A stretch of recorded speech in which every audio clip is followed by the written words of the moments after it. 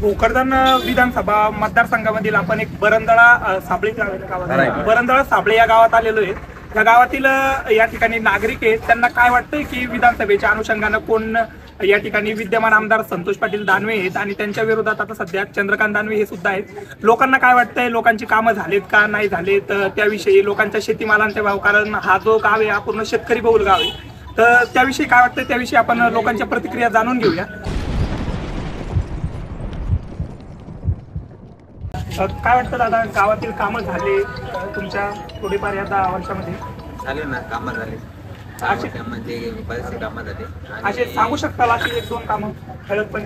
हा, थोडं पाण्याचं रोडचे कामं झाले, पाण्याची सुविधा झाली आणि लाईटीचं बी काम होत आलं पूर्ण शेती गावठाण।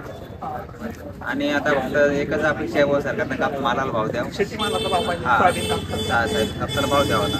काय वाटतं आता कोण निवडून, कोण येईल या निवडणुकीमध्ये? एक अंदाज तुमचा? भाऊचा आवाज आहे, संतोषदानाचा आवाज आहे सध्या, बहुत निवडून येणार। हो, शेतीमालाचा भाव आहे त्याच सोबतच तुम्हाला लाईट असेल किंवा पाण्याचा हे प्रश्न मिटलेत का? सगळे प्रश्न काहीच राहिले नाही, सगळं लई झाल्या, टिप्या आल्या, 10 टिप्या होत्या, 25 टिप्या झाल्या, सगळं आमचं असं कोणतंच बाकी ठेवलं नाही, फक्त भाव पाहिजे मला, शेतीमालाला भाव पाहिजे। या कृषी सेवाचे मालक तुम्ही काय वाटतं, शेतकरी तुम्हाला तर माहितीच आहे आता की याच्याविषयी शेतीमालाचा भाव आहे त्या हिशोबानं खर्च शेतीचा वाढत चाललाय, तुमच्याकडून खूप जास्त लोक औषधं नेतात त्याविषयी हमी भावाचा प्रॉब्लेम लोकांना जाणवतो? थोडा भावाचा प्रॉब्लेम आहे, तितकं सुधारलं पाहिजे सरकारनं, बस बाकी काहीच नाही। बाकी सरकार चांगलं आहे, बाकी सरकार चांगलं आहे, फक्त कापसाला त्यांनी एक हमी भाव दिलेला पाहिजे, सोयाबीनला हमी भाव दिलेला पाहिजे, बाकी काहीच नाही। निवडणुकीच्या तुमच्यामध्ये सगळे रस्त्याचे तिथे सगळे काम? हो, रस्त्याचे काम झालेत नाही, भाऊचं काम चांगलं आहे आमच्या, भाऊचं काम चांगलं सगळं। आणि आता जे चंद्रकांत दानवे त्यांचा गावाला संपर्क कधी भेटीगाठी वगैरे काय? त्यांचं आहे थोडंफार, असं काही नाही आहे, थोडं येते आता लागले यायला सध्या, पहिले नव्हते येत, हा पहिले नव्हते येत, आता यायला लागले पाटील दानवे महायुतीचे उमेदवार आहेत आणि शिंदे सरकार खूप छान काम करत आहे। शिंदे सरकारच्या खूप छान योजना आहे शेतकऱ्यांसाठी, महिलांसाठी 1500 रुपये मागेल त्याला सोलर पंप, मागेल त्याला शेततळं, हे सरकार शेतकऱ्यांच्या हिताचं आणि गोरगरीब जनतेचं कैवारी आहे, त्यामुळे हे सरकार पुन्हा सत्तेत येईल अशी सर्वांना अपेक्षा आहे।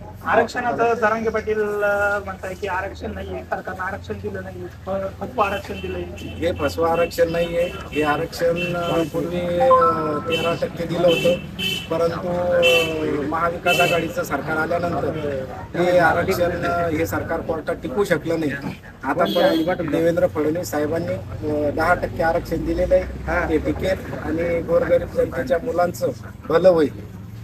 आणि पण जरांगे पाटलांचं म्हणणं आहे की आम्हाला ओबीसीतून आरक्षण पाहिजे, मग त्याचा परिणाम इकडे जाणवणार नाही? ओबीसीच्या आरक्षणाचा इकडे काही परिणाम जाणवणार नाही, त्यामुळं संतोष पाटील दानवे हे बहुमतात निवडून येतील। तुम्हाला काय वाटतंय दादा? चांगला विकास झालाय, लई ऊर्जा, सगळे शेततळे, सगळे कामं झाले, फक्त माल भाव द्या, फक्त शेतीमालाचा भावाचा प्रश्न, सगळी कामं झालेली आहेत, मालाला भाव द्या, फक्त कापसाला भाव द्या, कापसाला म्हणजे एक सगळ्यात मोठा मुद्दा हाच आहे की शेतीमालाला भाव नाहीये आणि बाकी सगळी कामं जवळपास झालेली क्रम आहे। शेतीमाल भाव द्या, शेतीमालाच्या भावाचाच प्रश्न एक सगळ्यात मोठा। आता 1 ते 2 दिवसामध्ये प्रत्येक पक्षाचा जाहीरनामा सुद्धा जाहीर होईल, त्यामध्ये तर उल्लेख करण्यात येईल की शेतीमाल कोणाला भाव कोण देतंय, काय देतंय आणि इथपर्यंत देऊ याविषयी।